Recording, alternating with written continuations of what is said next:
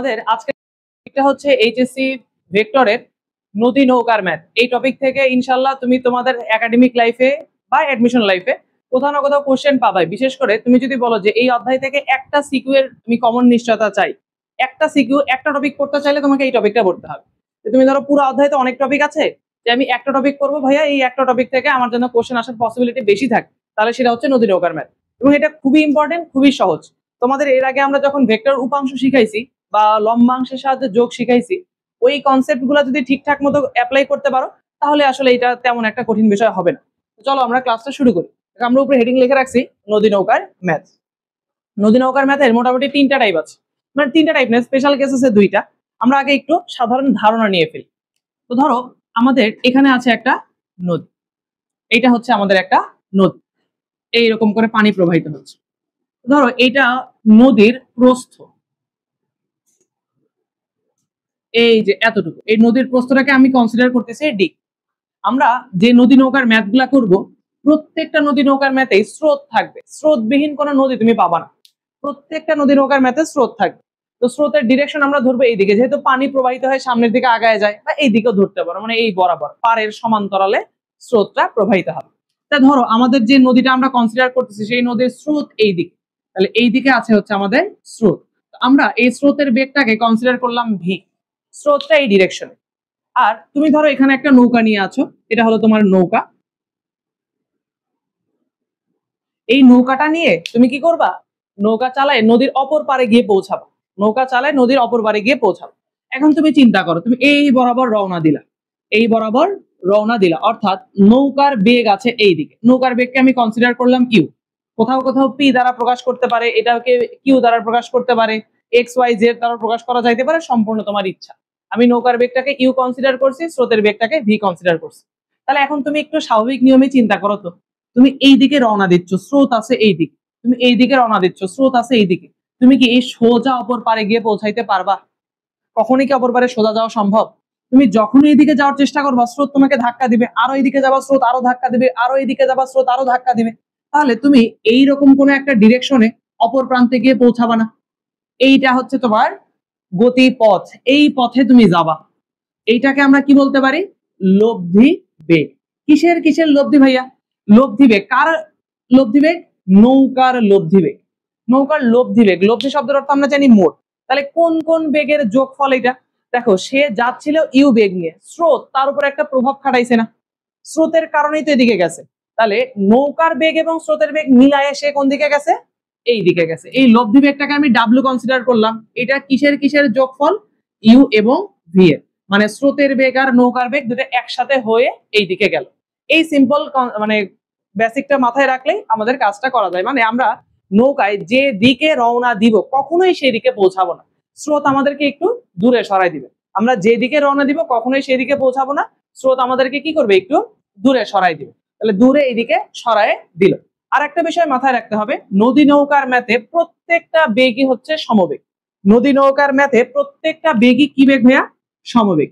প্রতিটি বেগ হলো সমবেগ। মানে এখানে কারো কোনো ত্বরণ নাই, নৌকার কোনো ত্বরণ থাকবে না, স্রোতের বেগের কোনো ত্বরণ থাকবে না, লব্ধি বেগের কোনো ত্বরণ থাকবে না। আচ্ছা, এবার আরো কয়েকটা জিনিস আমরা এখান থেকে মার্ক করি। এই যে নৌকা এবং স্রোত, এই দুইটার লব্ধি এইদিকে না, এই দুইটা ভেক্টরের লব্ধি। তাহলে দুইটা ভেক্টরের মধ্যবর্তী কোণকে সাধারণত আমরা কি দ্বারা প্রকাশ করতে পারি? আলফা। সামন্তরিক সূত্রে আমরা খেয়াল করছি, দুইটা ভেক্টরের মধ্যবর্তী কোণকে সাধারণত আমরা কি করতে পারি? আলফা দ্বারা প্রকাশ করতে পারি। আলফা তাহলে কি? নৌকা ও স্রোতের বেগের মধ্যবর্তী কোণ, স্রোতের বেগের মধ্যবর্তী কোণ। বা আমরা কি এটা বলতে পারি না, যে কোণে মাঝি রওনা দিছে, আলফা কোণে রওনা দিছে। কার সাথে আলফা কোণ? পারের সাথে বা স্রোতের সাথে আলফা কোণে রওনা দিছে। এই আলফাটার আর একটা পরিচয় কি হতে পারে? যে কোণে রওনা দেয়। বুঝতে পারছি? আচ্ছা, এবার মাঝি পৌঁছাচ্ছে কোন বরাবর? এই যে এই গতিপথ বরাবর, অর্থাৎ লব্ধি বেগ বরাবর পৌঁছাচ্ছে। তাহলে যদি বলা হয় ভাইয়া কত ডিগ্রি কোণে এসে অপর প্রান্তে গিয়ে পৌঁছাইলো, তাহলে এই যে লব্ধির সাথে যে অ্যাঙ্গেল, এটাকে আমরা কি কনসিডার করি বলেন তো? এটাকে আমরা কনসিডার করি হচ্ছে থিটা। লব্ধির সাথে যে অ্যাঙ্গেল এটাকে আমরা কি কনসিডার করি? থিটা। তাহলে থিটা হচ্ছে যে কোণে বা যে পথে অপর পারে গিয়ে পৌঁছায়।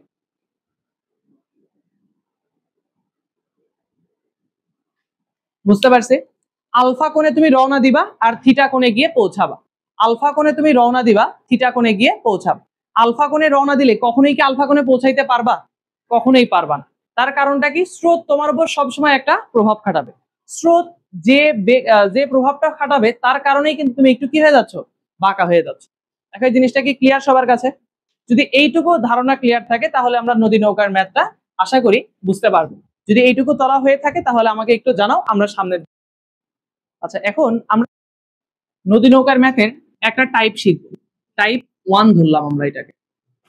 এই টাইপটার নাম হচ্ছে সর্বনিম্ন দূরত্বে নদী পার। আমি সর্বনিম্ন দূরত্বে একটা নদী পার হইতে চাই, সব থেকে কম যে দূরত্ব আছে সেই দূরত্বে আমি নদীটাকে পার হইতে চাই। তাহলে চলো আমরা একটা নদী আঁকি। এটা ধরো আমাদের। তাহলে নদীতে অবশ্যই স্রোত আছে, এইদিকে হচ্ছে আমাদের স্রোতের বেগ। স্রোতের বেগটাকে আমরা কনসিডার করতেছি কি বলতো? ভি কনসিডার করতেছি। স্রোতের বেগকে আমরা কনসিডার করতেছি ভি। আচ্ছা, আর নদীর প্রস্থ যেটা সেটাকে কনসিডার করলাম কি? নদীর প্রস্থ হচ্ছে ডি। এখন তুমি আসো এই জায়গায়, এই ম্যাথগুলা সাঁতারো দিয়েও আসতে পারে, নদীর মধ্যে নৌকাও চালাইতে বলতে পারে। সাঁতারোর হিসাব যেরকম নৌকার হিসাব একই রকম। আচ্ছা, তাহলে এটা ধরো একটা নৌকা। এই নৌকা নিয়ে তুমি সর্বনিম্ন দূরত্বে অপর প্রান্তে গিয়ে পৌঁছাইতে চাও। সর্বনিম্ন দূরত্ব বলতো, আমি যদি এই নৌকা নিয়ে এই দিকে রওনা দেই তাহলে কি এটা সব থেকে কম দূরত্বে নদী পার হবে? এরকম বাঁকা ভাবে পার হইলাম, এই পাশে বাঁকা ভাবে পার হইলাম, তাহলে কি সর্বনিম্ন দূরত্বে পার হওয়া হবে? আচ্ছা, সর্বনিম্ন দূরত্বে পার হইতে গেলে কোন বরাবর পার হইতে হবে? অবশ্যই সোজা। তাহলে এই বরাবর নৌকা অপর প্রান্তে গিয়ে যদি পৌঁছায় তাহলে এটা আমরা কি বলবো? সর্বনিম্ন দূরত্বে পৌঁছাইছে। কারণ এরকম সমান্তরাল, ও ভালো কথা, নদী নৌকার ম্যাথে নদীর পারগুলা সমান্তরাল, যদিও বাস্তবে নদীর পারগুলা কিন্তু সমান্তরাল হয় না। দুইটা পার কোথাও ভাঙে বেশি, কোথাও ভাঙে কম, কিন্তু আমাদের ম্যাথে নদী নৌকার পারগুলা কি হবে? পরস্পর সমান্তরাল। তাহলে সমান্তরাল দুইটা বাহুর সর্বনিম্ন দূরত্ব কোনটা? এই যে লম্বালম্বি যে দূরত্ব, এটাই হচ্ছে সর্বনিম্ন দূরত্ব। তাহলে এখন তুমি এই বরাবর পৌঁছাইতে চাও, তুমি কি চাও? এই বরাবর পৌঁছাইতে চাও। তাহলে নৌকার লব্ধি বেগ হবে এই দিকে, লব্ধি বেগ ডাব্লিউ হবে এই দিকে। এখন তুমি একটু বুদ্ধিমানের মতো চিন্তা করো, তাহলেই বুঝতে পারবা। তুমি যদি এই বরাবর রওনা দাও তাহলে কখনোই কি এই বরাবর পৌঁছাইতে পারবা? তাহলে রওনা দিতে হবে কিভাবে? এর ডান দিকে রওনা দিতে হবে কি? এই দিকে রওনা দিলে তো ঠেলে আরো এই দিকে নিয়ে যাবে। রওনা দিতে হবে কোথায়? এই দিকে বরাবর। এই দিক বরাবর তোমার কি করতে হবে? রওনা দিতে হবে। তাহলে এই দিকে আছে কি ভাইয়া? নৌকার বেগ। নৌকার বেগকে আমরা কনসিডার করছি কি বলতো? ইউ। ঠিক আছে, তাহলে এই দিকে রওনা দিলে তাহলে তুমি এই দিক বরাবর পৌঁছাইতে পারবা।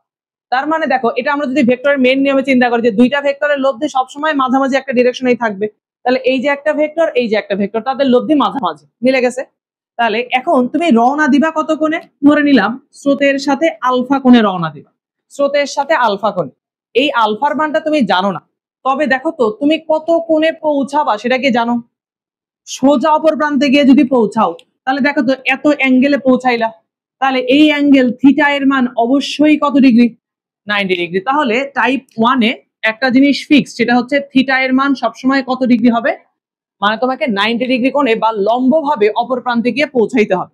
90 ডিগ্রি কোণে বা লম্বভাবে অপর প্রান্তে গিয়ে পৌঁছাইতে হবে, তাহলেই তুমি সর্বনিম্ন দূরত্বে নদী পার হইতে পারবা। তাহলে দেখি তো এখন এই কত কোণে রওনা দিলে, কত কোণে রওনা দিলে আমি অপর প্রান্তে 90 ডিগ্রি কোণে পৌঁছাবো? কত কোণে রওনা দিলে, মানে আলফা বের করতে বলছে, কত কোণে রওনা দিব এটা আমরা একটু বের করবো এখন। কত কোণে রওনা দিব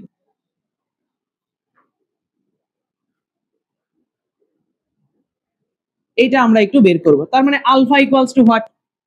দেখো আমার কাছে থিটা এর মান জানা আছে না? লব্ধির অ্যাঙ্গেল থিটা, লব্ধির অ্যাঙ্গেল থিটা অর্থাৎ tan থিটা। tan থিটা বের করার সূত্র মনে আছে আমাদের? একটা ছন্দ পড়ানো হয়েছিল, যার সাথে অ্যাঙ্গেল সে হলো সিঙ্গেল। দেখো তো থিটার এই অ্যাঙ্গেলটা ইউ এর সাথে না ভি এর সাথে? ইউ এর সাথে না ভি এর সাথে? অবশ্যই ভি এর সাথে। তাহলে যার সাথে অ্যাঙ্গেল সে কি সিঙ্গেল। তাহলে v plus u cos alpha, উপরে হচ্ছে ইউ সাইন আলফা। হয়েছে? সূত্র কি লেখা ঠিক হলো কিনা দেখো তো। যার সাথে অ্যাঙ্গেল সে সিঙ্গেল, উপরে ইউ নিচে u, sine by cos alpha এবং আলফা লেখা হয়ে গেল। এবার দেখো তো থিটা এর ভ্যালু কত বলো তো ভাইয়া? থিটা এর ভ্যালু হচ্ছে 90 degree is equals to u sine alpha v plus u cos alpha. tan 90 এর ভ্যালু আমরা কত ধরতে পারি? 1/0। যে কোনো সংখ্যা ডিভাইডেড বাই 0 ধরা যায়, তবে আমরা হিসাবের সুবিধার জন্য 1 ডিভাইডেড বাই 0 ধরতে পারি। U sine alpha divided by v plus u cos alpha. কেউ যদি এখন মনে করে যে আড়াআড়ি গুণ করব তাও হবে, অথবা যদি মনে করে যে এইটা ইকুয়ালস টু 0 তাও হবে, আড়াআড়ি গুণ করলেও কিন্তু একই রকম হিসাব। তাহলে v plus u cos alpha equals to কত আসতেছে? 0। ঠিক আছে কি দেখো তো, v plus u cos alpha equals to 0। তাহলে বাকি অংশ আমি একটু এই পাশে করি। তাহলে এখন এখান থেকে দেখো তো কি লেখা যাবে? প্লাস ভি ওই পাশে গেলে কি হয়ে যাবে বলো তো? Minus U cos alpha equals to minus V. তাহলে cos alpha equals to minus V divided by U. এখন আলফার মান বের করতে হবে। আলফা সমান সমান কি লেখা যাবে তাহলে? Cos inverse 1 minus V divided by u. তাহলে এই অ্যাঙ্গেলে যদি তুমি রওনা দাও তাহলে তুমি অপর প্রান্তে গিয়ে পৌঁছাইতে পারবা। কিভাবে? লম্বভাবে বা সর্বনিম্ন দূরত্বে, বা ঠিক অপর প্রান্তে গিয়ে পৌঁছাইতে পারবা। পরীক্ষায় অবশ্যই তোমাকে ভি এবং ই এর মানটা দেয়া থাকবে। আচ্ছা, এখন একটা জিনিস ঠান্ডা মাথায় চিন্তা করো, এই যে কজের ভিতরের এই মানটা প্লাস না মাইনাস? কজের ভিতরে এই মানটা মাইনাস। বলতো কজের মান মাইনাস কোন কোয়াড্রেন্টে হয়? সেকেন্ড কোয়াড্রেন্টে হবে। সেকেন্ড কোয়াড্রেন্টে মানে 90 থেকে বড়, 180 থেকে ছোট। এখন তুমি দেখো এই আলফাটা কি 90 থেকে বড় না? 90 ডিগ্রি থেকে বড় করে রওনা দিলেই তো তুমি 90 ডিগ্রিতে পৌঁছাইতে পারবা, তাছাড়া কি পারবা? না। এই জন্য দেখো এখানে এই মানটা কি আসছে? মাইনাস। তাহলে এই আলফার মান সবসময় 90 এর থেকে কি হবে? বড় হবে। আলফার মান সবসময় 90 থেকে বড় হবে। এই ম্যাথে সর্বনিম্ন দূরত্বে নদী পার হওয়ার আর একটা শর্ত আছে। শর্তটা কি? নৌকার বেগের মান স্রোতের বেগের থেকে সবসময় বেশি হতে হবে। কেন বেশি হতে হবে? প্রথম কথা, আমরা একটু বাংলা নিয়মে বোঝার চেষ্টা করি। একদম হচ্ছে কোনো ম্যাথটা আমরা বুঝি না। ধরো নৌকার বেগ কম, স্রোতের বেগই বেশি। নৌকার বেগ কম, স্রোতের বেগ বেশি। তুমি এইদিকে যখন রওনা দিবা, স্রোতের বেগ বেশি হওয়ার কারণে স্রোত তোমাকে বেশি ধাক্কা দিবে না। বেশি ধাক্কা দিয়ে একবার এইদিকে নিয়ে চলে যাবে। হয়তো পার হইতে হইতে এই বরাবর চলে আসতে পারো, অনেক দূরে চলে আসতে পারো। কিন্তু যদি নৌকার বেগটা বেশি হয় তাহলে অবশ্যই স্রোতের বেগটাকে ওভারকাম করে বা ওটাকে উপেক্ষা করে তুমি ধীরে ধীরে সামনের দিকে আগাইতে পারবা। এটা হচ্ছে বাংলা পদ্ধতি। আর প্রথমে হচ্ছে ভেক্টর পদ্ধতি শিখি, তারপরে ম্যাথমেটিক্যাল অ্যাপ্রোচটাও দেখবো। ভেক্টর পদ্ধতি কি? দুইটা ভেক্টরের লব্ধি সবসময় মাঝ বরাবর থাকে, আর যে ভেক্টরের মান বড় লব্ধিটা তার দিকে সরে যায়। তাহলে দেখো তো লব্ধিটা ইউ এর কাছে সরে আসছে না, তার মানে অবশ্যই ইউ এর মানটা ভি এর থেকে বেশি।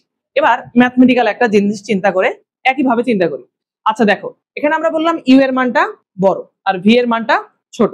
যদি ভি এর মানটা বড়, ইউ এর মানটা ছোট হইতো, তাহলে আমার এইখানে দেখো উপরে একটা বড় সংখ্যা হইতো আর নিচে একটা ছোট সংখ্যা হইতো। তাহলে একটা বড় সংখ্যাকে ছোট সংখ্যা দ্বারা ভাগ করলে ভাগফল কি একের থেকে বেশি হয় না কম হয়? একের থেকে অবশ্যই কি হবে? বেশি হবে। একের থেকে বেশি হবে। ধরো যে কোনো একটা বড় সংখ্যা 4, তার থেকে একটা ছোট সংখ্যা ধরো 2 দ্বারা ভাগ করো, যে কোনো ছোট সংখ্যা দ্বারা, তাহলে অ্যান্সার আসবে কত? 2। বা 4 ডিভাইডেড বাই 3 করলে 1.33, মানে একের থেকে বড়ই আসবে। তো একের থেকে যদি বড় হয়, cos আলফা এর মান কখনো একের থেকে বড় হইতে পারে? cos এর সর্বনিম্ন মান হচ্ছে -1, সর্বোচ্চ মান হচ্ছে +1। একের থেকে বড় কিন্তু cos এর কোনো মান হয় না। তুমি যখন এখানে v এর মানটা বড় বসাবা, u এর মান ছোট বসাবা, ক্যালকুলেটরে দেখবে ইরর চলে আসছে। কেন ইরর আসবে? কারণ cos এর মান আসলে কি হয় না, একের থেকে বড় হইতে পারে না। দেখো এই জিনিসটুকু বুঝতে পারছো কিনা? এখন তুমি কি সরাসরি পরীক্ষায় সিকিউতে আসলে এই সূত্র কি সরাসরি অ্যাপ্লাই করবা? না, এটা সরাসরি অ্যাপ্লাই করলে তোমাকে কখনোই পরিপূর্ণ মার্ক দেওয়ার সম্ভাবনা নাই। কি করবা? এই পুরো প্রসেস করে আসবে, এখান থেকে শুরু করে এখানে যায় মান বসাবা। এটা কখন করবা? সরাসরি কখন অ্যাপ্লাই করতে পারবা? শুধুমাত্র অ্যাডমিশন প্লাস এমসিকিউতে। এটা তুমি শুধুমাত্র অ্যাডমিশন প্লাস এমসিকিউতে সরাসরি অ্যাপ্লাই করতে পারবা, অন্য কখনো এটা সরাসরি অ্যাপ্লাই করবা না। ফুল মার্ক দিবে না, অর্ধেক মার্ক হয়তো দিতে পারে। তাহলে কত কোণে রওনা দিব? স্রোতের বেগ আর নৌকার বেগ জানা থাকলে সেটা আমরা বের করতে পারবো না? আশা করা যায় অতি সহজে বের করতে পারবো। তাহলে তোমার কাছে কয়েকটা জিনিস এই টাইপের ম্যাথে জানতে চাইতে পারে। প্রথম কথা হচ্ছে কত কোণে রওনা দিছে। আর একটা কি জিনিস জানতে চাইতে পারে, কত কোণে যায় পৌঁছাবে। দেখো কত কোণে পৌঁছাবে এটা তো বোঝাই যাচ্ছে। আর কি জিনিস চাইতে পারে হচ্ছে তুমি কত বেগে অপর প্রান্তে গিয়ে পৌঁছাইলা। কি চাইতে পারে, কত বেগে অপর প্রান্তে গিয়ে পৌঁছাইছো। তাহলে কত বেগে অপর প্রান্তে গিয়ে পৌঁছাইছো মানে কি বেগ বলতো, লব্ধি বেগ। তাহলে এখন সেইটা আমরা একটু বের করার চেষ্টা করি। আমরা এখন লব্ধি বেগটা নির্ণয় করব। লব্ধি বেগ, লব্ধি বেগ আর একটা কি বলতে পারি, যে বেগে অপর প্রান্তে গিয়ে পৌঁছাবো, যে বেগে অপর প্রান্তে পৌঁছাবো। এটা এখন আমরা একটু বের করার চেষ্টা করব। দেখো যে বেগে অপর প্রান্তে গিয়ে পৌঁছাবো সেটা হচ্ছে লব্ধি বেগ, যে বেগে অপর প্রান্তে গিয়ে পৌঁছাবো লব্ধি বেগ। এটা কার কার লব্ধি ভাইয়া, নৌকার বেগ এবং স্রোতের বেগের লব্ধি। তাহলে নৌকার বেগ এটাও ভেক্টর রাশি, স্রোতের বেগ এটাও ভেক্টর রাশি। দুইটা ভেক্টর রাশির লব্ধি কিভাবে বের করে, দুইটা ভেক্টর রাশির লব্ধির মান বের করার সূত্র হচ্ছে সামন্তরিক সূত্র। সামন্তরিক সূত্র অনুসারে আমরা কি লিখতে পারি, √p² + q² + 2pq cos alpha. তবে এখানে তার পি কিউ নাই, কি আছে ইউ আর ভি। তাহলে সেইটা লেখো, √u² + v² + 2uv cos alpha. তুমি একটা কাজ করতে পারো কি, এখান থেকে আলফার মান বের করে নিয়ে ওখানে বসাইতে পারো, যেহেতু আলফা আননোন। যদি মনে করো না ভাই আমি আলফার মান বের করবো না, তাহলে কি করা যাবে না, করা যাবে। আমরা একটু ছোট্ট করে বুদ্ধি খাটাবো। কি বুদ্ধি খাটাবো, দেখো cos আলফার একটা মান আমরা এখানে বের করে রাখছি না, cos আলফার মান কত, -v/u। এটা আমি যদি এখানে একটু বসাই, cos আলফার মান -v/u এখানে একটু বসাই, তাহলে u² + v² + 2uv into -v/u। এই যে cos আলফার মান, তাহলে দেখো u এবং u কেটে গেল, আর এখানে কি থাকলো v আর v। তাহলে √ কি দাঁড়াচ্ছে, u² + v² - 2v², -2v² দাঁড়াচ্ছে না, দেখো তো এই যে ভি আর ভি গুণ করলে v², এই যে মাইনাস এই যে প্লাস, প্লাসে মাইনাসে কি হয়ে গেল মাইনাস। তাহলে দেখো তো +v² - 2v², তাহলে কি দাঁড়াচ্ছে √u² - v²। তাহলে দেখো এইটা দিয়েও তুমি সরাসরি করতে পারো। তাহলে কি আলফার মান আর প্রয়োজন হবে, নিচেটাতে করলে কি আলফা লাগতেছে, আর লাগতেছে না। কেউ যদি চায় আলফার মান বের করে ওখানে বসায় লব্ধি বেগ বের করতে পারে, যে কত বেগে অপর প্রান্তে গিয়ে পৌঁছাইলো। কেউ যদি চায় √u² - v² দিয়েও করতে পারে, এক্ষেত্রে কিন্তু সেটার আর প্রয়োজন হবে না।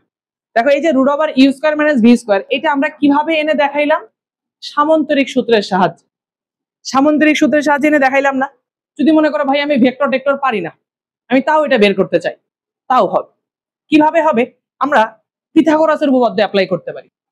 পিথাগোরাসের উপপাদ্য কেমন, একটু তাকাও। এইটা হচ্ছে তোমার স্রোতের বেগ v, এটা হচ্ছে লব্ধি বেগ w, এইটা হচ্ছে তোমার নৌকার বেগ u, তাই না। এখন এই ভিটাকে ভেক্টর রিপ্লেস করে আমরা এখানে কি কনসিডার করতে পারি না, ভিটাকে ভেক্টর রিপ্লেস করে এখানে নিয়ে আসতে পারি না। ভেক্টর রিপ্লেসমেন্টের শর্ত কি ছিল, মান এবং দিক অপরিবর্তিত রাখতে হবে, মান এবং দিক অপরিবর্তিত রাখতে হবে। দেখো দিক সেম রাখছি, মানটাও সেম। তাহলে এখানে দেখো একটা সমকোণী ত্রিভুজ তৈরি হয়ে গেছে। সমকোণী ত্রিভুজের ইউটা কি বলতো, অতিভুজ, আর যে কোনো একটা লম্ব, যে কোনো একটা ভূমি। তো তুমি এখন এই ডাব্লু বের করতে চাও, ধরো এটা লম্ব, তাহলে আমরা এমনিতে জানি অতিভুজ স্কয়ার ইকুয়ালস টু লম্ব স্কয়ার প্লাস ভূমি স্কয়ার, তাই জানি না। তাহলে দেখো তো ডাব্লু সমান সমান কি দাঁড়াচ্ছে, ভি স্কয়ার এই পাশে আসলে কি হবে, u² - v²। ডাব্লু এর উপর স্কয়ার ছিল, এই পাশে আসলে কি হয়ে যাবে রুট। দেখো এটাই কিন্তু পুরা সামন্তরিক সূত্রের মাধ্যমেও নিয়ে আসা যায়। যে যেভাবে পরীক্ষার হলে মনে রাখতে পারে করলেই হলো। পরীক্ষার হলে তুমি প্রথমটা দিয়ে করতে পারো, এইটা দিয়ে করতে পারো, অথবা যদি পিথাগোরাস দিয়ে আনো তাও হবে। বুঝতে পারছি আমরা, যে লব্ধি বেগে বা যে বেগে অপর প্রান্তে গিয়ে পৌঁছাবো সেই বেগের মানটা যদি তোমাকে বের করতে বলে, আশা করা যায় পারবা। যদি তোমার কাছে আলফার মান দেয়া থাকে তাহলে তো তুমি সরাসরি এখানে বসাইতে পারো। যদি আলফার মান না দিয়ে নৌকার বেগ আর স্রোতের বেগ দেয়, তাহলে এখানে বসায়ও করতে পারো। এই দুইটা জিনিস কি বুঝতে পারছি। আর একটা জিনিস তোমাকে বলতে পারে, কি বলতে পারে, সেইটা হচ্ছে কত সময় লাগবে তোমার ওই প্রান্তে গিয়ে পৌঁছাইতে, ওই প্রান্তে গিয়ে পৌঁছাইতে কত সময় লাগবে, ওই প্রান্তে গিয়ে পৌঁছাইতে কত সময় লাগবে, কত সময়ে, কত সময় লাগবে, কিসের জন্য লাগবে, অপর প্রান্তে পৌঁছাইতে।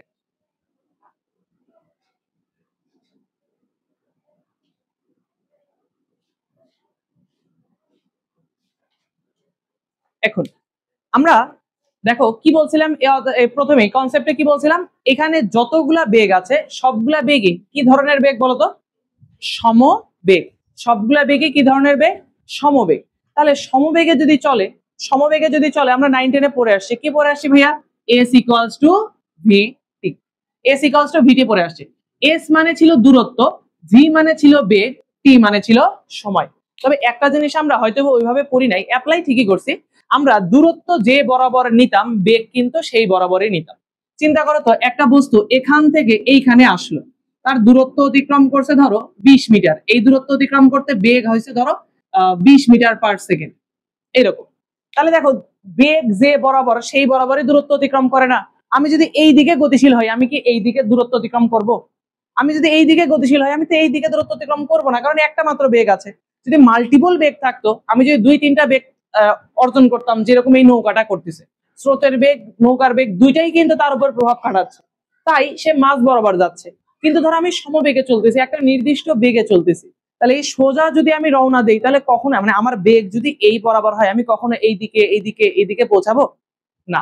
তাহলে ধরো আমি এখান থেকে সোজা হেঁটে ওই পর্যন্ত গেলাম, এখান থেকে সোজা এই পর্যন্ত গেছি, তাহলে এখান থেকে ওই পর্যন্ত যাওয়ার সময় আমি কিভাবে বের করব সময়? এই যে এখান থেকে t ইকুয়ালস টু কি লেখা যাবে? s divided by v। তাহলে আমার অতিক্রান্ত দূরত্ব ডিভাইডেড বাই বেগ। এখন বেগ কোনটা নিচ্ছি? যে বরাবর দূরত্ব অতিক্রম করতেছি সেই বরাবরই বেগটা নেওয়া হচ্ছে। যে বরাবর দূরত্ব অতিক্রম করতেছি সেই বরাবর বেগটা নেওয়া হচ্ছে। এই কথাটা একটু মাথায় রেখে আমরা কাজটা করে ফেলবো। দেখি তাহলে টাইম ইকুয়ালস টু কি আসছে? নরমালি দেখো কি আসে? s equals to vt। কি আসে? s equals to vt। তাহলে t equals to s divided by v। এটা সাধারণভাবে সমবেগের সূত্র। তাহলে এখানে প্রয়োজনীয় সময় t